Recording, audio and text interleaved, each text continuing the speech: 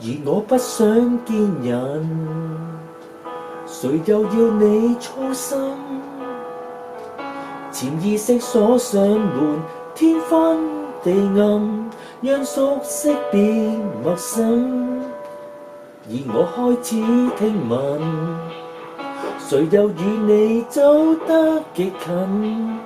情節不必細說，一講下去，如何自禁？如你想擁抱誰，誰覺得我想知？如你想親吻誰，誰又要詐不知？沒法子聽你笑，掩起了我雙耳，寂靜不過如此。如你想呼喊誰，誰浪費我心思？